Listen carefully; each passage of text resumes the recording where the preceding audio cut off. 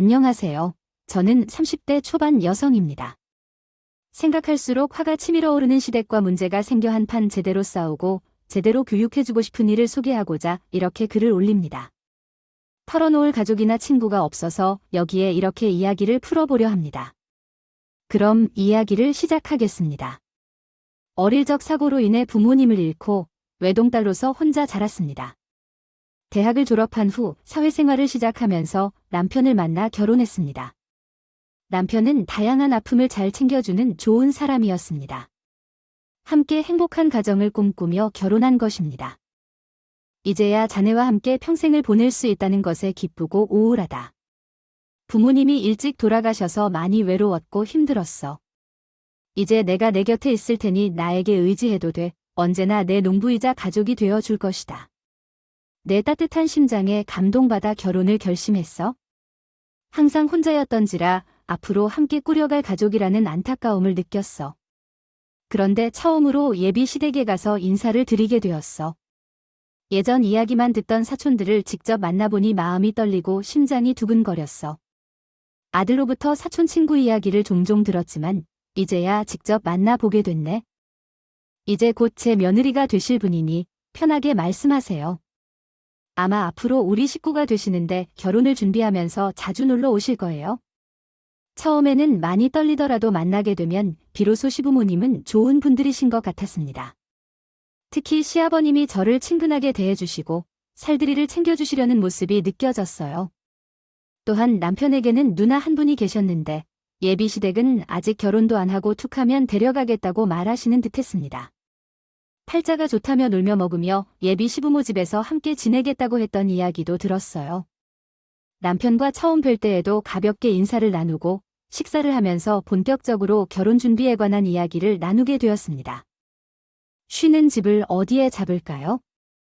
아무래도 직장에서 가까운 곳으로 정하는 것이 좋을 것 같아요.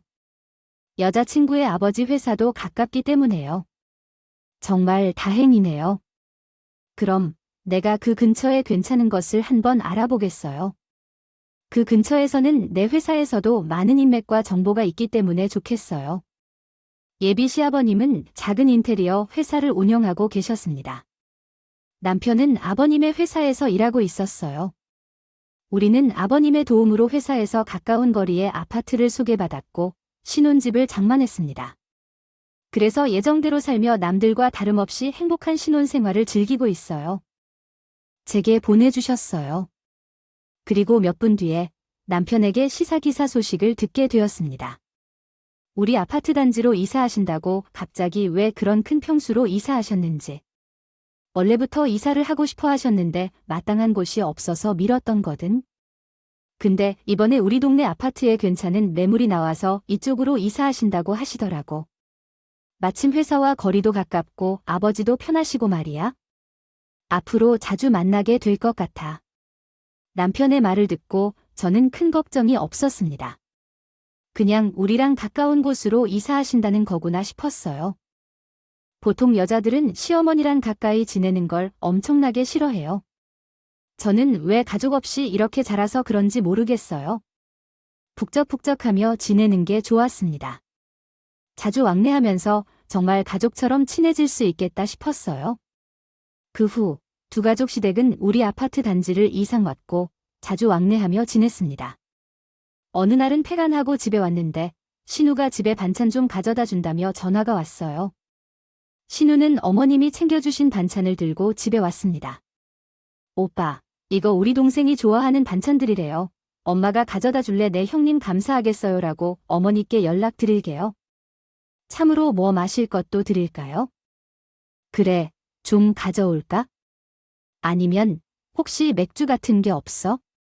집에서 내가 뭐 먹고 놀고 있을 때 우리나 그런 식으로 잔소리해서 눈치 보일 것 같은 줄 알아. 가까운 앞으로 가야겠어. 가끔은 집으로 피신 오기 딱 좋은 시간이야. 내해 편해 오세요. 맥주를 건네주니 쉬는 눈이 반짝반짝해 해서 신이 나게 들이켰어. 그리고 오는 쪽에 놀다가 게임을 하나. 딸아는 소파에 앉은 웃더군요. 나는 곧 남편이 퇴근해서 올 시간이라 저녁 준비하고 있었어. 그러다 갑자기 신우가 벌떡 일어나 내 집처럼 이것저것 뒤지며 구경하고 만지작거리기 시작했대. 그러다 압박감이 들어가더니 내 가방 하나를 들고 나왔어. 테이블 쪽으로 간 가방 일을 하는 손을 가리키면서 아, 그거요? 전에 남편한테 선물 받은 거예요. 그는 가방 색깔이 진짜 예쁘다고 하더라고요. 고급스러워 보이는 게 엄청 비싸 보여요.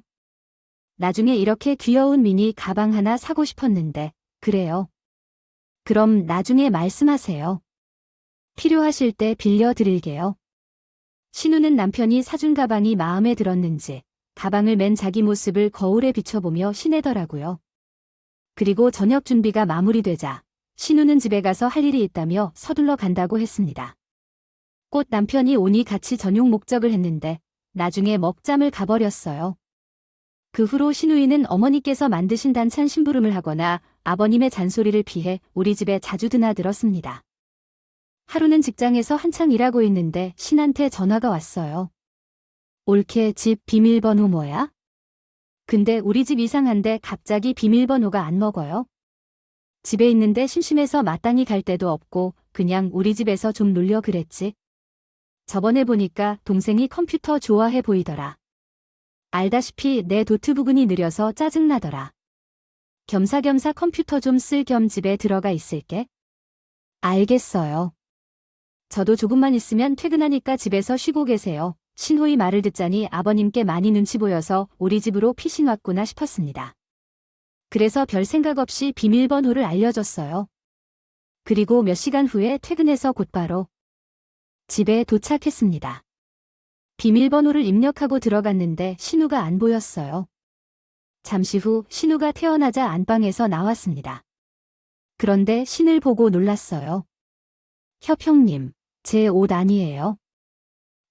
심심해서 올케 옷장을 구경하다가 예쁘다 싶어서 한번 입어봤어요. 어때요? 나에게 잘 어울리지 않나요? 신우는 제품과 가방 액세서리들을 착용하고 있었고 화장도 진하게 했어요. 자세히 보니 립스틱 색깔이 저가 가지고 있는 것과 같았고 언뜻 제가 사용하는 향수 냄새도 났어요. 아무도 없는 집에서 제 물건을 마음대로 뒤져 사용한 듯한 느낌이었어서 살짝 언짢았습니다. 그래도 형님, 재물이지만 말씀하시고 사용하는 게 좋지 않을까요? 가족 사이의 일에 대해서 하나하나 통보하고 허락을 구하는 것이 옳지 않을까요? 지금 제가 잘못해서 물건을 마음대로 건드렸다고 해서 기분 나빠할 수 있어요. 솔직히 좀 그렇긴 해요. 제가 외동딸로 혼자 자라서 그런지 모르겠지만 그런 적이 없어서 당황스럽네요. 다음에는 제에게 이야기하고 사용하시면 좋을 것 같아요. 모형이 필요하면 빌려드릴 것도 없고요. 이렇게 안 보였는데 물건에 애착이 커 보입니다. 별것도 아닌 일에 대해 짜증내지 말고 좀 더 이해해 주세요. 여자로서 친하다고 생각하는데 물건을 좀 쓰고 째째하다가 그러지 마세요. 남들이 적극적이고 이기적이라고 욕한다는데 아빠 피가 나온 줄 알았던 오케가 눈치를 몰랐어요. 기분이 나빠서 나가려고 했어요.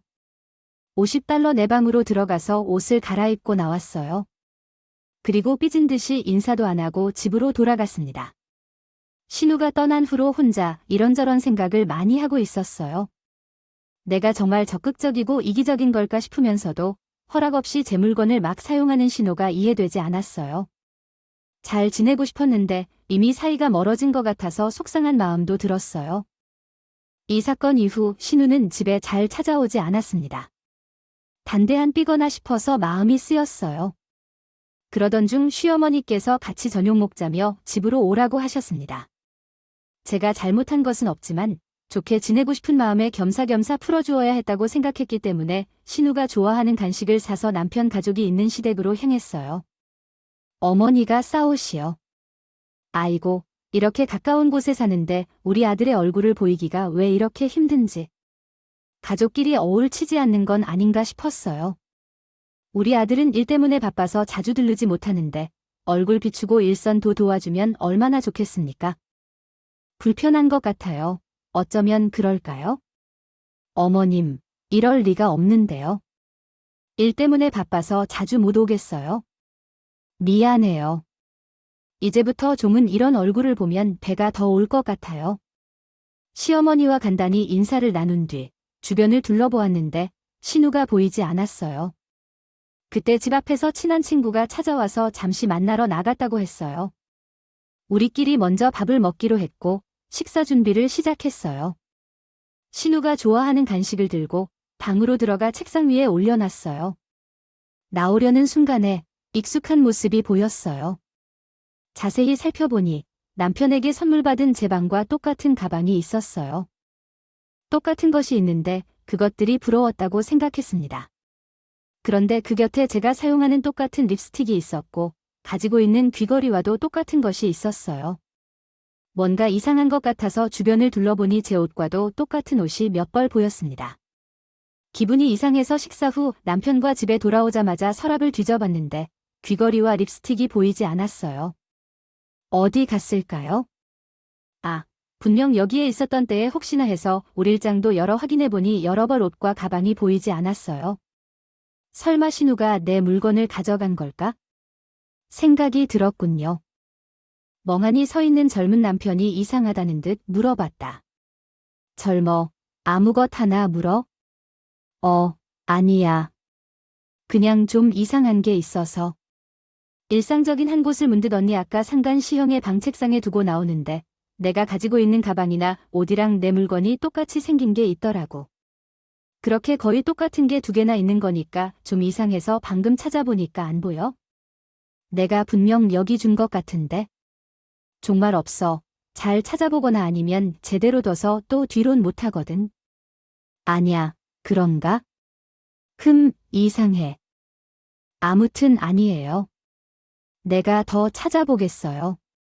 남편의 말을 듣고 정말 그런가 싶어서 여기저기 더 찾아봤지만 결국 찾지 못했어요. 이러다가는 안 되라고 생각하면서도 계속해서 신뢰가 의심스럽게 느껴졌습니다. 제 물건을 마음대로 사용하는 걸 여러 번 봤기 때문에 더욱 의심이 생기죠. 하지만 아무 증거 없이 신우를 의심하면 안 될 것 같아서 좀 더 지켜보기로 했습니다. 며칠 동안 퇴근 후 집에 왔는데 사람 인기척 소리가 들리더라고요. 남편이 벌써 왔나 싶어서 확인해보니 화장하고 나오는 동생을 만났습니다. 동생에게 지배당한 것 같아요. 연락도 없이 올 거면 안 된다고 내 동생 집인데 일일이 허락을 받으러 와야 한다는 이야기네요. 연락을 하지 않고 갑자기 찾아왔어서 놀라서 그렸어요. 그런데 왜 우리 집에 갑자기 오신 거예요? 저번에 올케가 두고 간 간식인 빵을 가져왔대요. 엄마가 말하는데 나를 위해 사온 거라며 내가 빵을 좋아한다는 걸 어떻게 아셨어요? 어쨌든 그 빵을 먹고 기분이 좀 나아져서 오셨다고 하시네요. 올케가 생각해도 그때 나한테 잘못했으니까 미안해서 가져온 거니까 이번에는 나가 너그러운 마음으로 용서하려고 합니다. 앞으로 가족끼리 서로 이해하고 지내자고요. 올케는 지금까지 혼자 자라면서 공유하는 마음가짐을 모르는 것 같아서 앞으로는 더 노력하고 배워나갈 거라고 말해요. 좋은 걸로 시작하려 손 내밀었는데요. 그런 식으로 말하니까 살짝 불편했어요.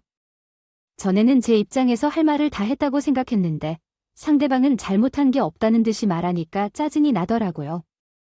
기분이 상해서 신호를 보던 머리를 돌려 대답을 하지 않았어요. 불편해하고 있는데 누나가 젖은 머리를 닦으며 말했습니다. 그런데 화장실 샴푸 뭐야? 향이 좋고 머릿결도 엉킴없이 정리해준 게 궁금해져서 핸드폰으로 검색해보니 샴푸 중에는 엄청 비싼 곳 추천해서 돈이 낼 만큼 좋은 제품인가 싶어져서 사용해보고 싶네요. 그래서 샴푸나 물소리만 듣고 있어도 좋겠네요. 아닌 지인으로부터 받은 친구 집들이 선물이에요. 가만히 보면 난 세상에서 올 때가 제일 부러. 명품 가방과 님의 옷이며 좋고 비싼 것만 쓰잖아. 뭐 그래봤자 나와 내 동생이 번 돈으로 사치 부리는 거겠지만. 아무튼 부러. 나도 그렇게 비싼 샴푸를 써서 살고 싶네. 그리고 오늘 화장할 때에는 그 크림이 뭐야? 그것도 정말 비싼 거라던데 검색해보니까 100만 원을 넘는 크림이 더 있는데. 난 살면서 얼굴에 발라주는 크림이 그렇게 비싼 줄은 처음 알았어. 확실히 비싸서 그런지 좋긴 좋더라. 얼굴에 조금 발라보니까 피부가 달라지는 걸 느꼈어요. 하여간 올케는 지피 모든 쌀을 쓸 수 있는데 보니 결혼을 잘해서 남편이 벌어다주는 돈으로 살면서 판났네. 부럽다 정말. 이게 지금 나랑 뭐 하라는 건지 어이가 없었어요. 살살 건드리면서 빈정거리면서 말하는데 없던 화도 치밀어 오르게 했더라고요. 신호와 좋게 지내고 싶어서 많이 참았는데 순간적으로 쟤도 참지 못하고 약간 짜증 섞인 말투로 말했어요. 무엇보다 그 비싼 화장품을 허락 없이 썼다는 게 열이 받았으니까요. 형님, 제가 저번에 말씀드리지 않았어요. 제 물건 사용하시는 건 좋은데 미리 말하고 허락받았으면 좋겠다고 해주셨으면 좋겠습니다. 제가 혼자 잘한 걸 떠나서 솔직히 다른 사람의 물건을 사용할 때는 가족이라도 허락과 양해를 구합니다. 100번 양보하여 다른 물건을 빌려드릴 수 있어요. 다만 제게 미리 말해주고 사용해 주셨으면 합니다. 이러한 점을 지켜주시면 좋겠어요. 그리고 아까부터 저가 남편의 돈으로 사용한다는 말씀이 계속 계신데 연애할 때 남편이 선물해준 것은 별로 없어요. 대부분 제 돈으로 산 거거든요. 형님이 얼굴에 발라주신 크림은 제가 다니는 회사에서 제공받아와 계약한 화장품입니다. 계약 프로젝트가 성사되어 직원들에게 한번 사용해보라는 보상이었어요. 제가 사치 부리고 사는 것은 아니에요. 그런 말은 조금 조심히 해주시길 바랍니다. 좋겠어요. 뭐야, 지금 또 내게 무슨 말하고 싶은 거야? 그게 얼마나 더 써야 한다고 그러는 거야? 치사하게 난리야. 너 거기서 그렇게 잘났어서 집에서 놀고 먹는다고 날 무시하냐? 아무리 그래도 나는 이미 55나 언어를 뒤져서 어제 신하신 건방지게 굴었단 말이야. 솔직히 동생이 좋다고 해서 결혼을 허락한 거지. 내가 너를 좋아한다고 생각했나 봐. 일찍 부모가 돌아가고 혼자 자란 사람들은 확실히 이기적이고 자기만을 알 뿐이야. 회심하려고 용서해 주려고 했는데 괜히 기분만 더 악화시켰네. 누구한테 잘못을 저질렀냐고. 너 혼자 그래서 그대로 집으로 돌아갔습니다. 그리고 나도 기분이 썩 좋지 않았어요. 막무가내로 행동하는 신호가 도저히 이해되지 않았습니다. 퇴근하고 돌아온 남편에게 신호와 있었던 일을 이야기 나눴어요. 남편은 신호가 잘못했다며 저를 위로했습니다. 내가 잘못해 늘 본인이 잘못한 것은 생각 안 하고 참 내가 기회를 봐서 누나와 찰 이야기를 할게. 당분간 누나를 만나는 건 피하자. 아직 서로 감정 정리가 다 되지 않았는데 괜히 만나면 상황에도 안 좋아질 것 같아. 남편은 본인이 상황을 이야기 나누며 잘 해결해 볼 테니 당분간은 서로 부딪히지 않게 조심해야겠다고 말했습니다. 나도 남편과 같은 생각이었어요. 분을 시키고 잘 준비를 하는데 이상하게 얼굴에 바르는 크림이 보이지 않았습니다.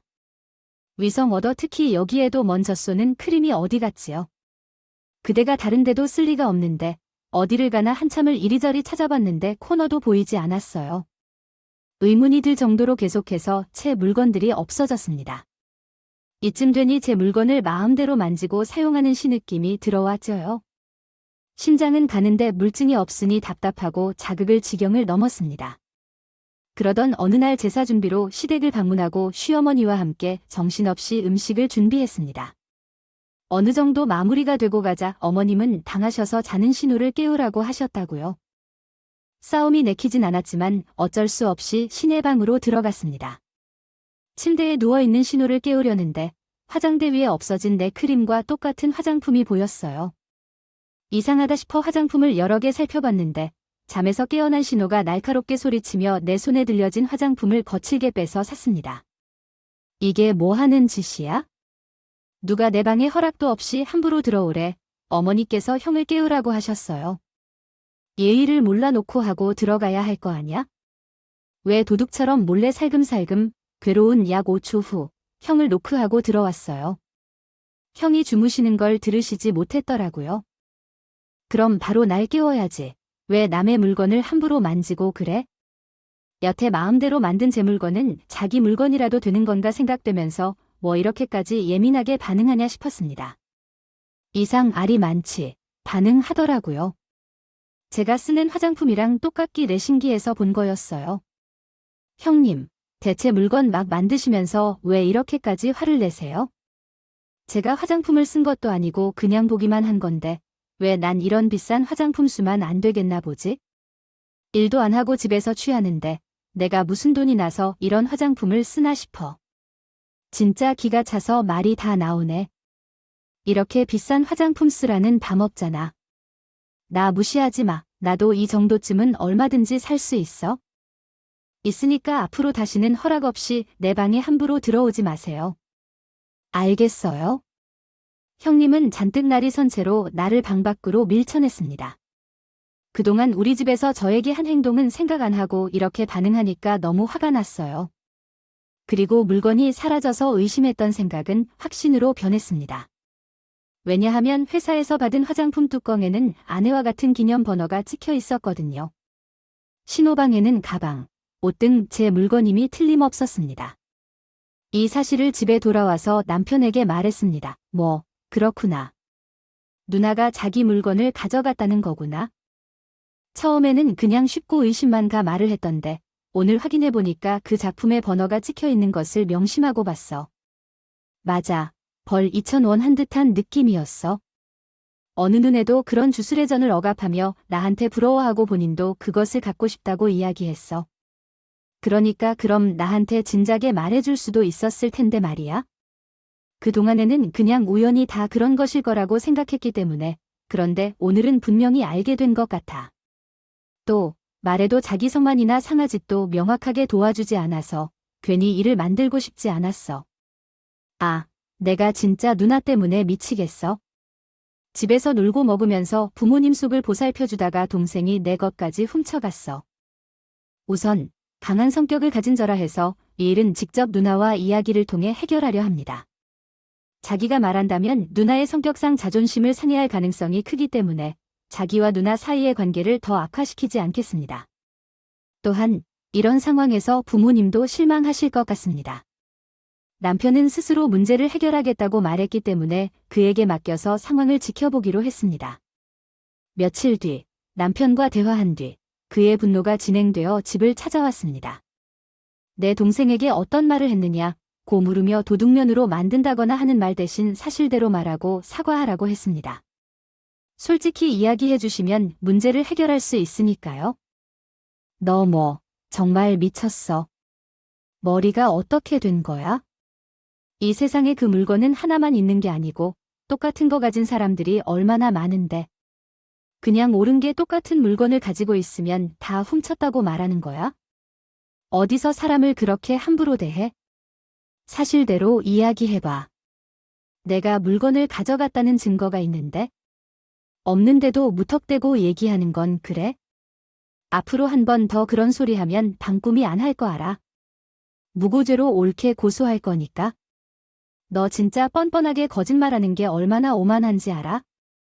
정이 다 털렸어. 그리고 억울하기까지 했습니다. 제 물건을 훔쳐놓고 적반하장으로 일관하는 신을 제대로 한 방 먹여줘야겠다고 생각했습니다. 그래서 신호와 남편이 모르게 집 여러 곳에 CCTV를 설치했습니다. 신호가 자존심이 있어서 저한테 2번 다시 집에 안 온다고 말했지만 제가 회사에 있는 동안에는 종종 오는 듯 했어요. 계속해서 제 물건이 없어졌기 때문입니다. 부디 제 바람대로 신호가 다시 내놓길 바랐고 일주일이 지나서 CCTV를 확인해보니 예상대로 훔치는 장면이 포착되었습니다. 우리 집 샴푸와 제 목걸이를 가져가는 장면이 찍혔습니다. 드디어 덜미가 잡힌 거였습니다. 저는 곧바로 신호에게 줄 사물이 있다고 알렸습니다. 집으로 불렀는데 10분 후 신과 집으로 왔습니다. 갑자기 어떤 선물을 주기로 해서 사람들이 오라고 했습니다. 난리야. 왜냐하면 생각해보니까 잘못한 것 같아서 용서받기 위해 선물을 준비했거든. 그래서 그 선물을 먼저 확인해봐야겠네. 거기서 용서할지 말지 결정해야 하고 선물이 뭐길래 형님은 정말 깜짝 놀랄 거야. 그러니까 자, 나는 핸드폰으로 물건을 훔친 장면을 직접 보여줬어. 신우는 논란도 없이 핸드폰을 보다가 이리저리 눈을 굴려가며 그리고 당황한 표정은 싹 사라지더라고. 다시 두 손을 번쩍 펴고 표정을 지으며 말했습니다. 젠하다. 우리 집에는 CCTV도 설치해 놓은 것 알았지? 이딴 걸 선물이라고 해? 지금 달라붙어만 있고 집에는 계속 도둑냥 같은데 어쩌겠어? 이 정도로라도 해야지. 어때요? 제가 준비한 선물 마음에 들어요? 이렇게 완벽한 증거가 있는데 이제 그만 인정하세요. 흰 물건이 뭔데? 그래, 나가서 샴푸랑 목걸이 좀 빌려줘. 나도 필요해서 잠깐 썼다가 다시 가져다 놓으려고 해. 내게 꼭 필요한 물건이었거든. 그리고 마침 누나가 가져간 거야. 그게 올케는 필요하면 다시 동생에게 사달라고 하면 그만 아니야? 얼거 또 아닌 것 가지고 그래. 형님, 제 물건은 항상 허락 없이 가져가시고 이렇게 증거까지 있는데 지금 그 말씀이 다해요. 먼저 제게 사과를 해야죠. 뭐가 이렇게 뻔뻔하게 세려? 야, 왜 내가 너한테 사과를 해야 되는데? 신우가 필요한 물건이면 총 카지에 갈 수도 있는 거지. 뭘 그렇게 피곤하고 굴어? 내가 아예 돌려주지 않는다는 것도 아니고 잠시 빌려간 거잖아. 영상을 보여주면 미안해하며 제게 사과할 줄 알았습니다. 그런데 신호의 태도는 정말 하늘을 찌르듯 뻔뻔하기가 그지 없었어요. 사과를 한번 단순히 좋게 이야기하고 용서할 마음이었는데 이런 방식으로는 도저히 안 된다고 생각했습니다. 그냥 인정하고 솔직하게 사과하면 충분히 용서하고 넘어가려 했어요. 저는 형님께 충분한 기회를 주었는데 그걸 놓치고 계신 것 같아요. 앞으로 어떤 일이 있어도 제게 탓하지 마십시오. 이 영상을 가지고 경찰에 신고할 테니 그렇게 해서 학당을 한번 받으세요. 현재로서는 이 정도로 경찰에 신고할 것입니다. 그렇게 한 것은 미쳤다고 말하는군요. 물건을 그렇게까지 놓고 경찰을 끌어들이는 것은 어불성설이며 간단히 동생에게 다시 갚아주면 될 일입니다. 그 물건을 다시 받지 않아도 좋겠지만 전 형님께 진정으로 뉴욕에서의 사과를 받고 싶었어요. 가족이라고 해도 이건 분명한 절도 사건이니까요. 사과를 받지 않아 기분이 놓지 않는다면 그냥 돌아가 주세요. 더 이상 형님과 얘기를 나눌 것이 없어요. 사과조차 하지 않고 뻔뻔한 태도가 있으니 이제 더 이상 말하고 싶지 않습니다. 나가라고 하는 제 등을 민 것은 진심으로 신경이 쓰여서였습니다. 이 영상을 남편에게 보여주고 어떻게 대처해야 할지 논의하고 싶었습니다. 그런데 그 사이 신우가 시모에게 말을 듣고 집으로 찾아와 버렸어요. 그리고 오자마자 핸드폰을 집어들기 시작했어요. 악다구니를 쓰며 제 머리를 잡았습니다. 너 당장 키 영상 내거나 어지선 내 딸을 토등여드름 만들이 요트로 그동안 내가 마음에 들지도 않는 너를 얼마나 차내쫓는데 그의 은혜를 이런 식으로 갚니? 당장 귀 영상 내놓지 못해요. 어머니 이해, 이거 놓으세요. 확증 잘못한 것 형님인데 누구 편을 드시는 거예요? 잘못은 무슨 뭐 근데 딸이 필요하면 좀 가져갈 수도 있는 거지. 그거 가지고 경찰에 신고하겠다는 게 잘못이야? 이년아, 부모도 없이 혼자 자란 코코아를 며느리로 받아줬더니 이런 식으로 못되고 걸면 안 되지. 희재씨, 가정교육이 중요한 거예요. 부모님께 배신했을 정도로 그것이 하나뿐이라는 신호가 경찰에 신고하도록 하라는 것을 짓거리던 도중 시모 엄마가 제 머리카락을 붙잡고 있을 때 신우 남편이 갑자기 들어와서 제 핸드폰에 있는 영상을 삭제했습니다. 그리고 시모에게 모든 것을 삭제해야 한다며 이야기하며 웃었어요. 시모는 그제야 제 머리카락을 놨습니다. 너 한 번 더 이런 일로 사람을 화나게 하면 가만할 것이다.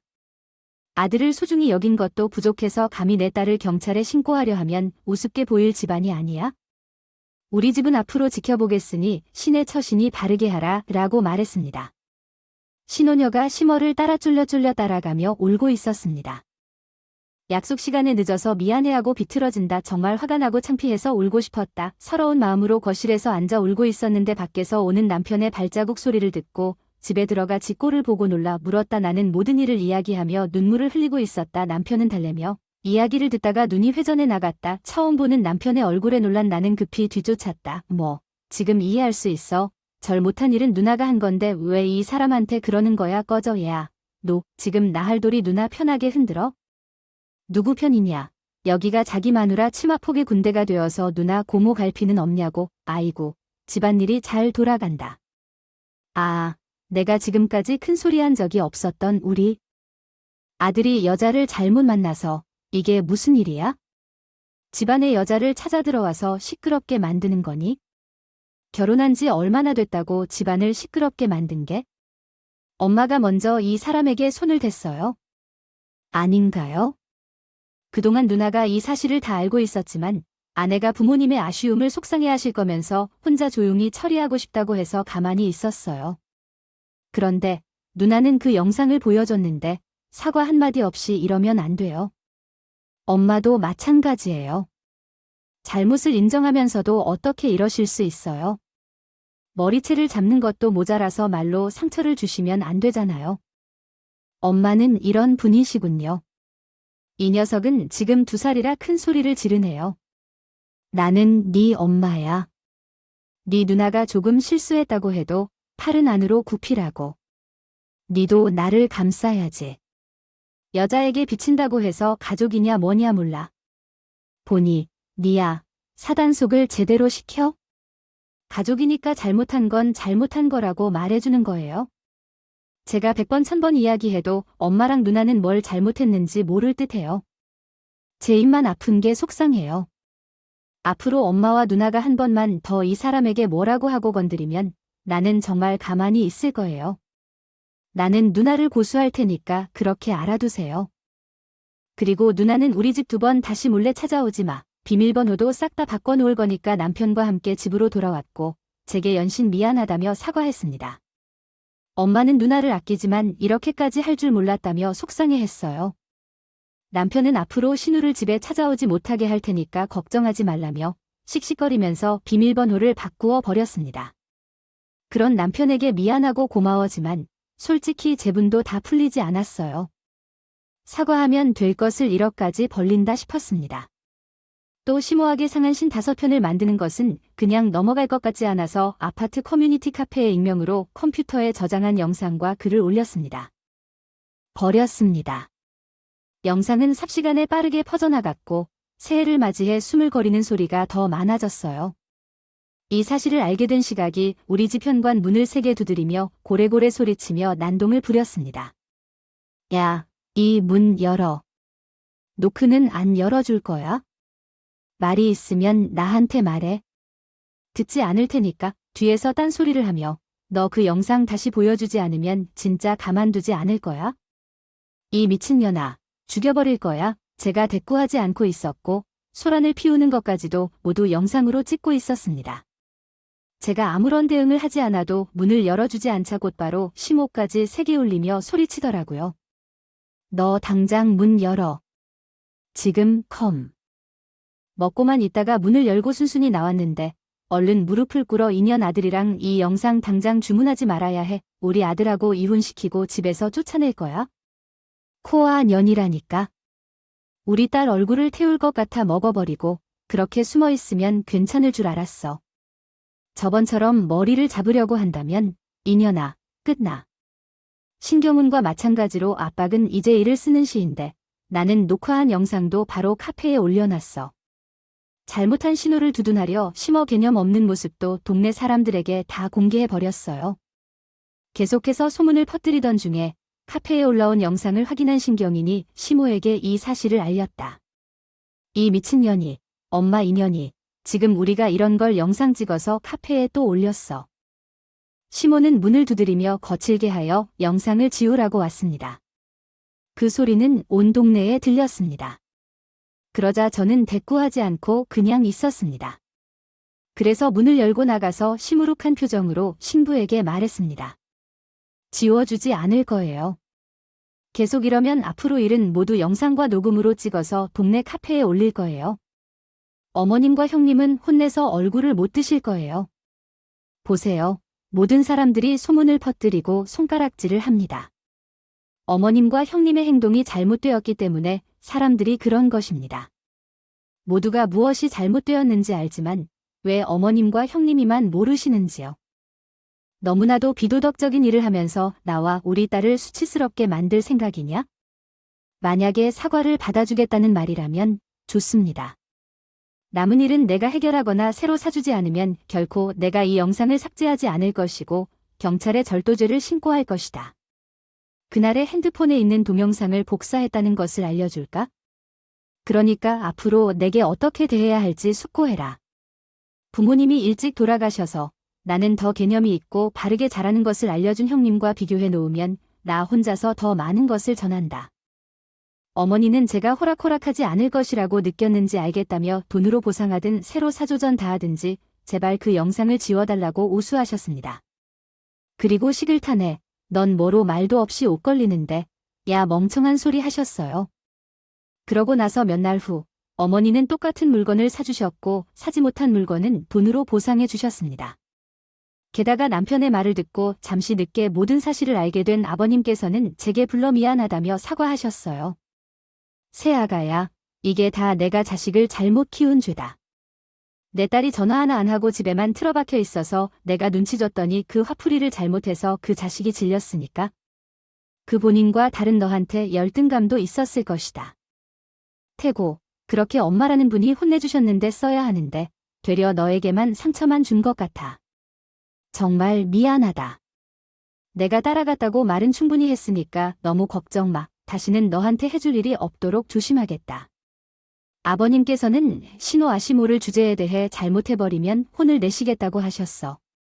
그 덕에 시모와 신호가 절 보는 눈빛과 태도는 한순간에 달라졌어. 게다가 시모와 약속을 지켰으니 카페 올라간 녀석은 다 지웠어. 그 후로는 억울함이 해결되었지만 마음속의 힘든 상처는 여전했어. 가족과의 관계를 잘 유지하고 싶었는데 모든 것이 엉망이 되었다고 생각해서 자책했었어. 남편이 제 옆에서 고생한다는 것을 보고 다른 곳으로 이사를 가자고 설득했습니다. 시간이 문제를 해결할 것이라며 떨어져서 지냈다면 하는 마음이었죠.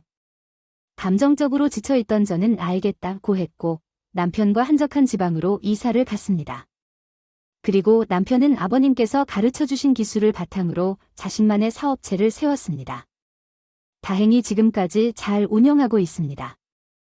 아버님은 남편의 빈자리를 아쉬워하며 그만 정리하고 돌아오라고 했지만 남편은 거절했습니다. 아무리 엄마나 누나라 해도 제 아내에게 거들먹거리는 건 더 이상 못 보겠어요. 이젠 그런다 해도 사람의 성격이 쉽게 바뀌는 게 아니라는 걸 알아야지요. 아버지가 상처받지 않을 때 다시 우리 안으로 돌아오지 않을까요? 잡을 수도 있어요. 아버지님, 죄송하지만 제게 아직은 아내에게는 시간이 좀 필요해요. 여기에 자리 잡고 잘 지내고 있으니 걱정하지 마세요. 저와 남편은 아직 시댁과 거리를 두고 지내고 있습니다. 어느 정도 시간이 지나서 마음의 상처는 희미해졌지만 현재의 삶이 편하고 좋아요. 가끔 아버님을 찾아뵙지 않을 때가 있긴 합니다. 신호를 조금 더 두고 봐야 할 때도 있어서요. 그래도 제게는 든든한 남편과 아버님이 있어서 참 감사하고 행복해요. 저의 이야기를 들어주셔서 감사합니다.